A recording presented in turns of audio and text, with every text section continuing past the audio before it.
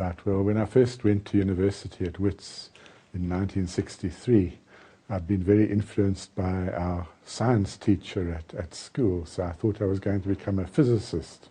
So I started off doing mathematics and physics and chemistry. But after doing physics for a year, I realized I wasn't going to become a physicist, so I looked around for something else. And then there was this new subject that had just really started called statistics. I also didn't know anything about, so I thought that looked interesting. And I started studying statistics in the second year.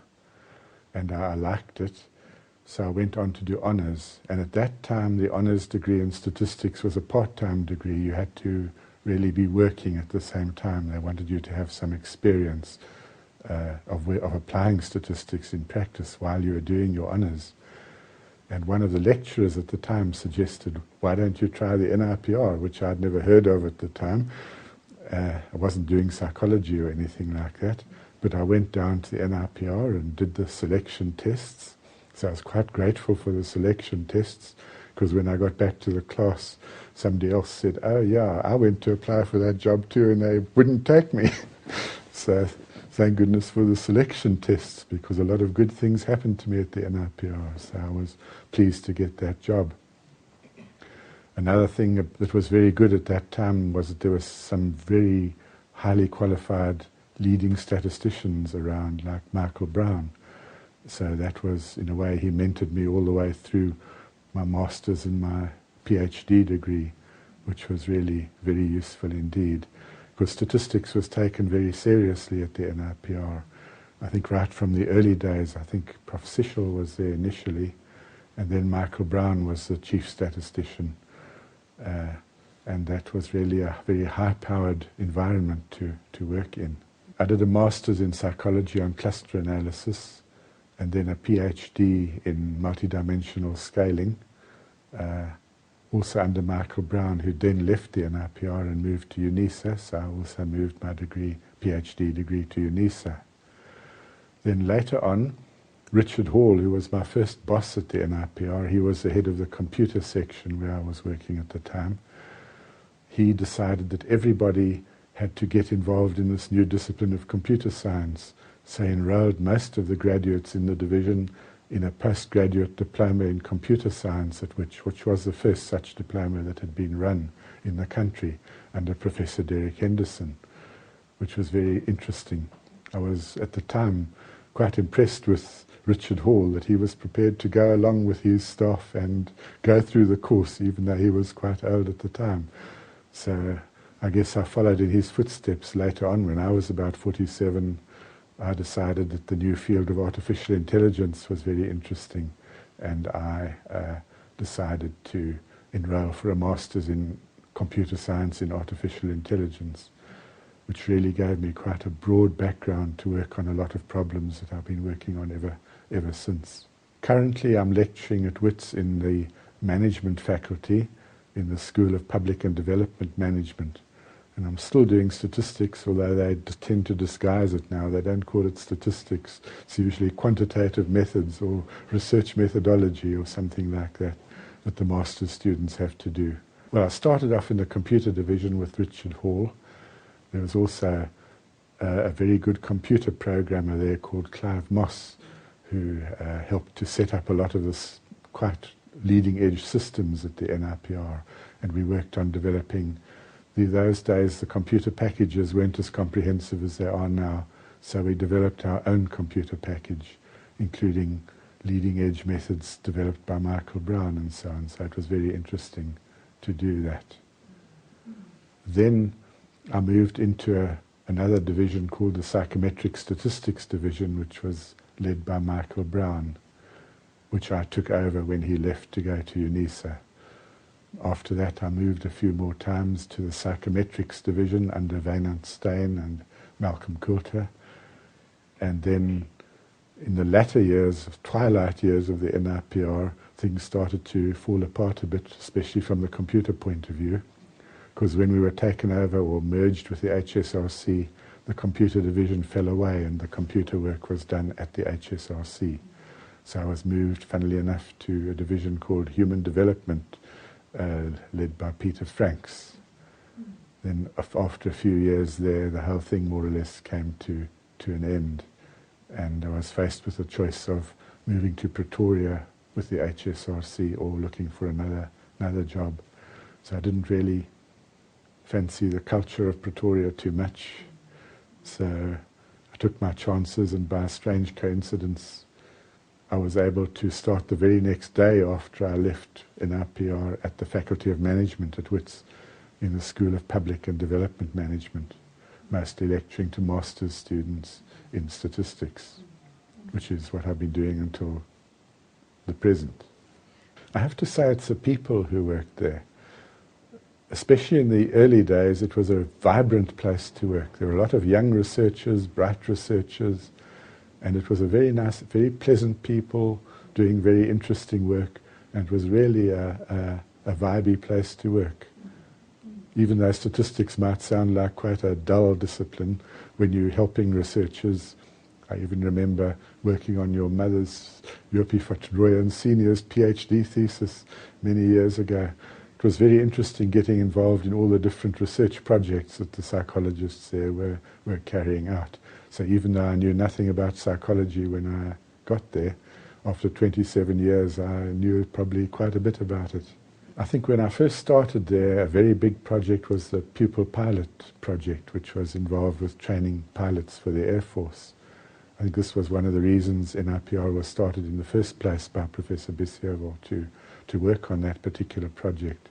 And a lot of work was done over the years in that project, which needed a tremendous amount of computer processing. So it kept the computer division very busy indeed. I also remember in that connection, the NIPR developed a new piece of apparatus called the tilting room, tilting chair, which was a whole room devoted to this thing, which consisted of a chair mounted in a dummy room, and both the room and the chair could be tilted at different angles. And the idea was that people could be divided into basically field-independent people who had a very good sense of whether they were upright, even if the room was at an angle, and field-dependent people who would be very easily influenced by the surroundings. In other words, this tilting room. I remember particularly our librarian, a fierce Hungarian lady called Mrs. Andor, who kept the library under a very tight rein. I was watching when she did this, and when both the room and the chair were tilted at an angle like that, she still thought she was completely upright, even though she'd have actually fallen off the chair if she hadn't been strapped into it. So I suppose that sort of sense is very useful to pilots in flying by the seat of their pants. There was an international biological program one year, and a team from NIPR and from the medical department at the university went out to Sekhukhune to do some field testing, which was very interesting. My role there was as a statistician, was to handle the sampling, which mainly consisted of driving around Sekhukhune in a Land Rover looking for anybody that moved and trying to conscript them into the testing with a promise of meals during the testing session. Also, interestingly enough, they wanted the same people to come back for 2 days because the medical people were doing things like blood tests and the psychologists were doing a number of psychological tests. So they devised a scheme using rubber bracelets with a special machine for stretching these bracelets. So once they'd been put on the wrist, they were quite tight, and the idea was people couldn't take them off. And when they came back the second day, you'd be sure that you had the same person again for the second day. So my role was sampling by driving around in the Land Rover and putting bracelets on the subjects, and in my spare time cooking the meal for the subjects, which consisted of a particularly horrible sort of powdered soup that you mixed up, and it was supposed to be very nutritious and highly fortified. But apparently the fame of this soup spread quite widely, because one day when I was sitting there, everybody else happened to be out of the testing area for some reason. A delegation came, including the Queen of Sekhukhune, who wanted to sample this special soup. So I then became a chef to royalty as well as being a statistician. One that springs to mind was Ipa Poortinga, There was a Dutch psychologist studying in South Africa, or working in South Africa, and he did a lot of work in cross-cultural research. And he's since become one of the leading figures in the movement and has written a book on cross-cultural research. He was very interesting to work for. Another person who was very interesting was Dr. Roining from Personality and Temperament Division, who was a great photographer and took the most interesting photographs in the course of his field work. A lot of research involved working with scientific instruments, and we had an instrument maker there called Dr. Dan de Wet. He was very devoted to NIPR and actually seemed to spend most of his life there. It was rumoured that he had a bed somewhere hidden away in the recesses of NIPR, which he'd sleep over at times, and his car was often there. He had an old little original classic Fiat 500, and this was up on bricks in the basement parking garage. He didn't seem to use it that much except for long trips occasionally. Obviously he didn't have to go to work too much if he was living there. And he built all this beautiful apparatus made out of mahogany and brass and steel, incredibly solid stuff. You could have driven a tank over that apparatus and nothing would have happened to it. Yes, well, there was a whole computer division to do the number crunching. That dated back to the very early days. I remember when I first joined in 1963, there was a room that had computer room written on it with an O, computer room. And that was the room where the computers sat. And they had about 15, 16 people in that room with calculators, electronic calculators. There was a whole grid of plugs in the ceiling that they plugged these calculators into, and Richard Hall had worked out a scheme for doing large analyses which broke it down into little bits so that the team of people could work on their calculators and do something like a factor analysis, which would probably take them a couple of weeks on their calculators.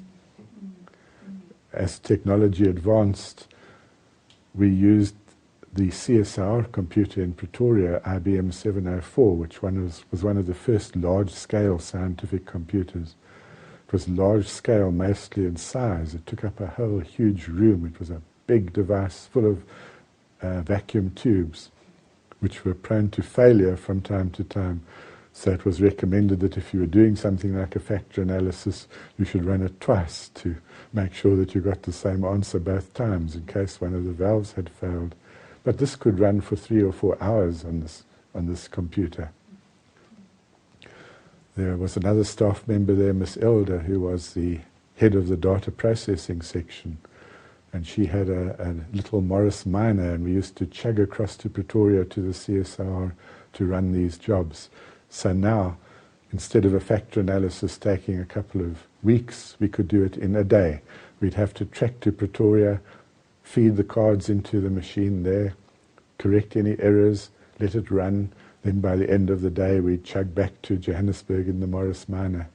I believe in one case when they were doing a particularly large analysis for the pupil pilot survey, they actually didn't make it home that night and they had to camp at the CSR computer lab and come back 36 hours later when the factor analysis was finished.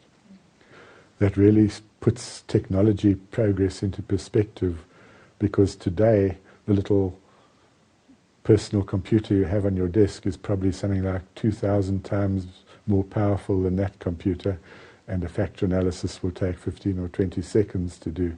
So it's amazing how we actually got all those analyses done in those old days. Everything's so much easier today. The role of statistics is actually changing quite a lot now and is very involved with the development of computers. So computational statistics is a big area, which is basically what we were doing all those years ago in 1962, although things have really progressed very rapidly since that time. Yes, well, in the old days, in my lowly position in the computer division, I didn't really come into very much contact with the directors. I think I started when Dr. Foster became the director of the NIPR. And apart from his rather imposing leonine appearance, I didn't have an awful lot to do with him as a researcher, although he was very good at making speeches in public for NIPR. Yes, there was a lot of innovative research done. I know Dr. Roining did a lot of innovative research, Malcolm Coulter, and many people, in fact, throughout the different divisions of the NIPR. in the statistical section, several people developed new statistical techniques which have become standard throughout the world now. Michael Brown developed a number of factor and analytic techniques. He was known as Mr. Factor Analysis in South Africa in those days, and developed a lot of innovative approaches, one of which, funnily enough, was to analyze the data that came out of this tilting room, tilting chair experiment that I moved. He'd developed a whole new technique for analyzing this sort of data. Another statistician, Gordon Cass, who worked there, worked on a technique called CHADE, which you'll find in all the major statistical packages now. It's a very important technique, particularly in the new artificial intelligence technique of data mining. So that was also all foreshadowed in those days, although we could really only do very small analyses then with the computer power we had available. One of the projects we did related to the effect of alcohol on driving, and Dan DeWet and the psychologists came up with a number of tests to see how alert people were or how well they'd react to sudden emergencies. And we did a before and after test.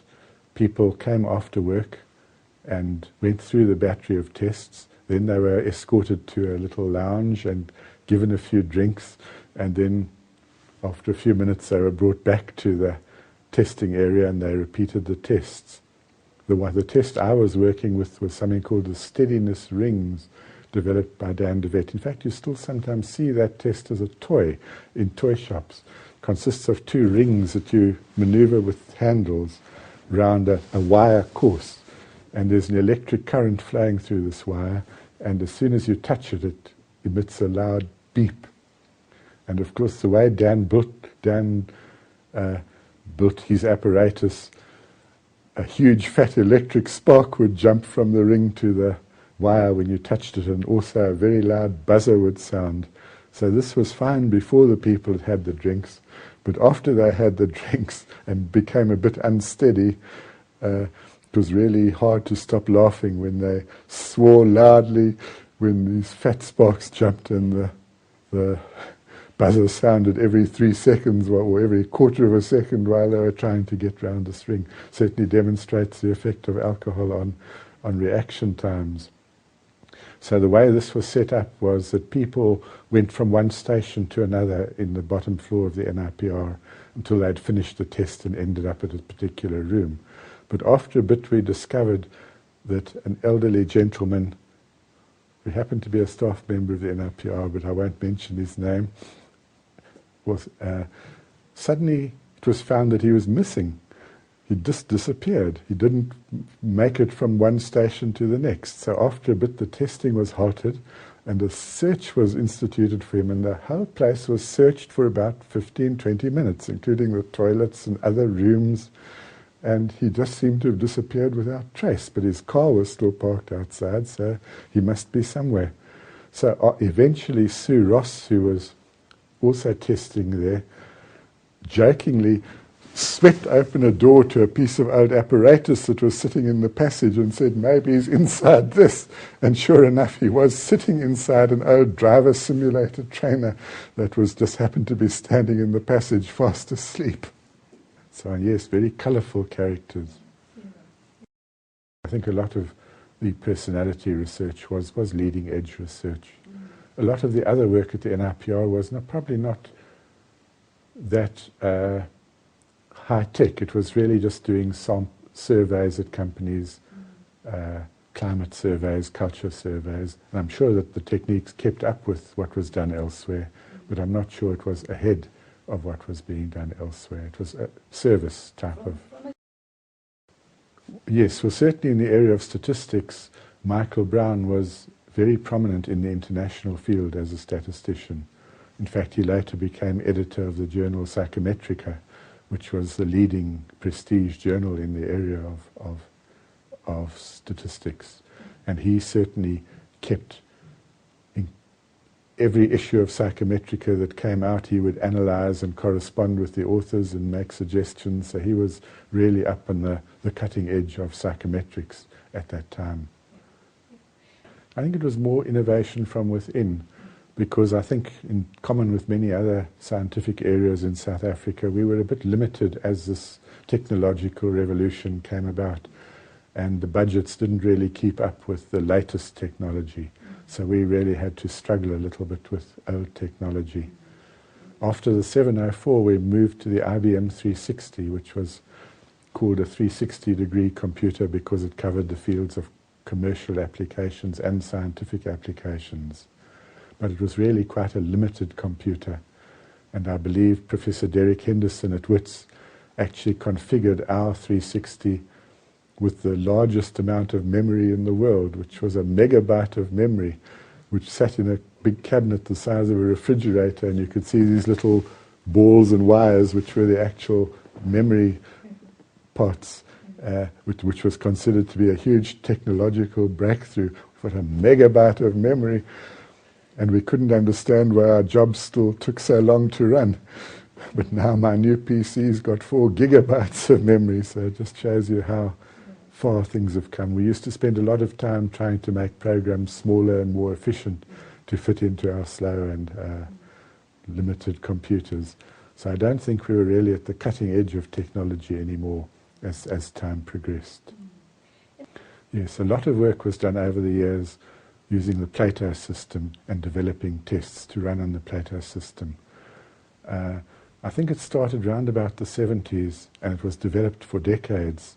Round about the time the HSRC started coming on the scene, they unfortunately took over the marketing of the system that had been developed at the NIPR.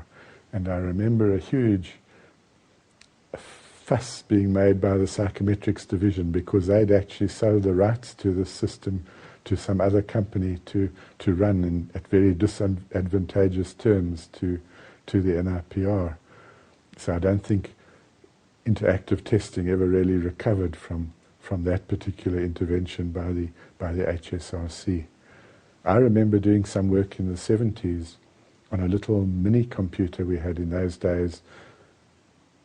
The end thing was these mini computers, and they also took up most of a room actually, but a small room this time.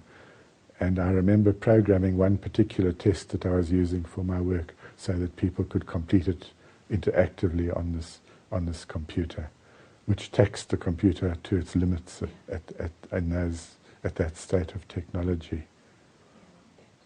Well, I think the main thrust of artificial intelligence is to let computers or machines do things that would formerly have been thought of as the province of people.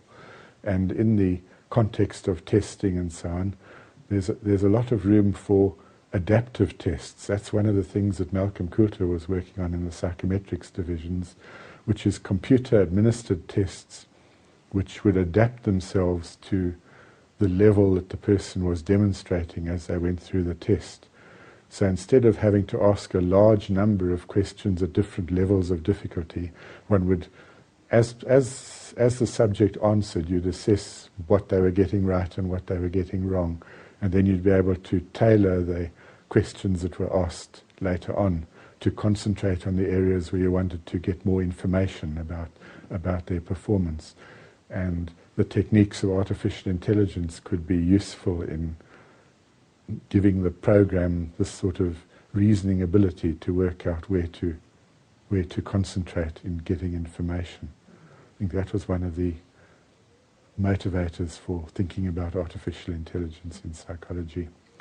Also, one of the original programs in artificial intelligence was a so-called psychological counselor called Eliza that one could interact with through a computer terminal. So you could type anything like, "I'm really feeling bad today," and Eliza would then respond with something like, "Why are you feeling bad?"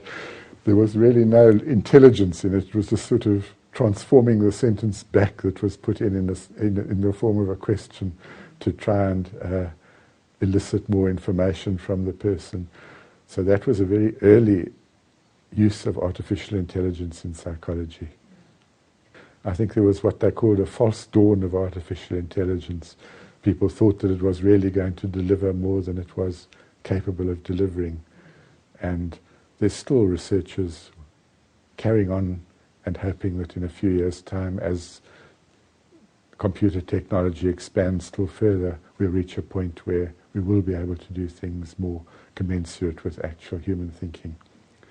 You know, in other fields like games, there's hardly a game left where the world champion isn't a computer.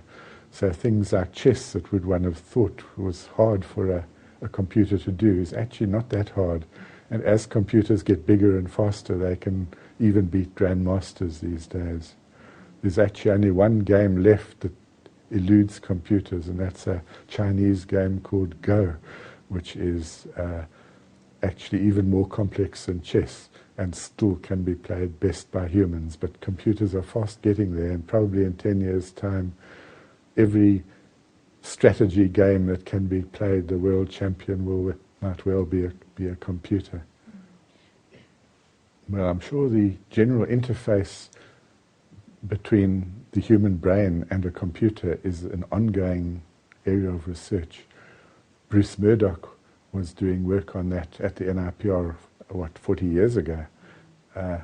And it's been a very difficult area to deal with, but gradual progress has been made, and reports, you'll see reports in the press from time to time how people have made further progress in this regard. For example, if you wire up somebody's brain and ask them various questions, you can actually decide what they're actually thinking about in response to these questions according to the areas of the brain that are stimulated.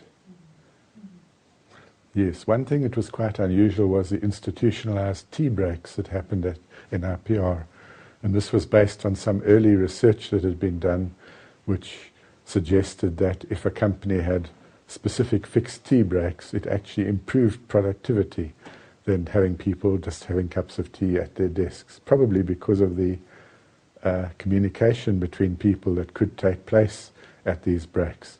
So the tea breaks and lunch breaks at NIPR were quite an institution, and people would gather together either in divisional groups or in other groups. I remember there was a group called the Old Hags Corner, which had a certain class of staff member congregating there, and they do things like play bridge or do puzzles or play chess or just chat about the affairs of the day or their research projects. And I think a lot of bridge building took place at this sort of a level. I think possibly what's important is engaging with the whole person, not just the little bit they're showing at work.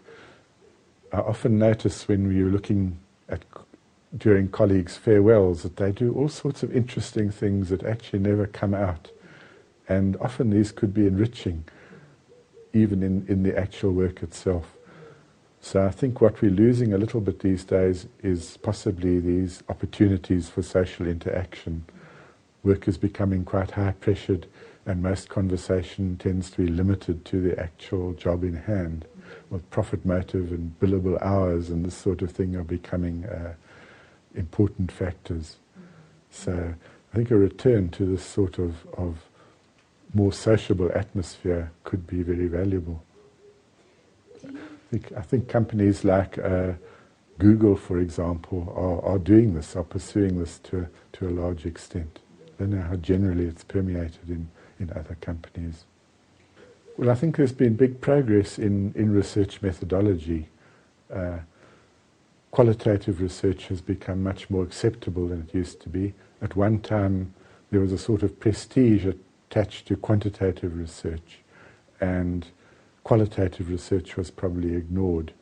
But this is being rectified now, and even beyond that, the latest development in research methodology is the so-called mixed methods approach, which tries to combine the virtues of qualitative analysis and quantitative analysis to tackle more complex problems, particularly in the social area, where either simply interviewing people or measuring things could be inadequate by themselves. But if you combine the two forms of data, you can get a lot of insight into the mechanisms that are actually at work.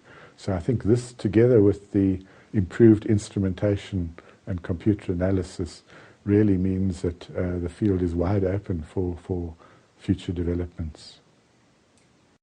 If it was a technical paper, it would simply be the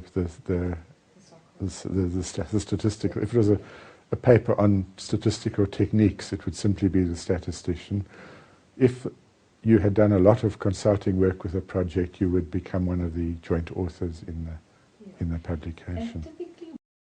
I think the South African Journal of Psychology was a favourite local publication for people, but I think there was more prestige attached to getting published in a leading international journal.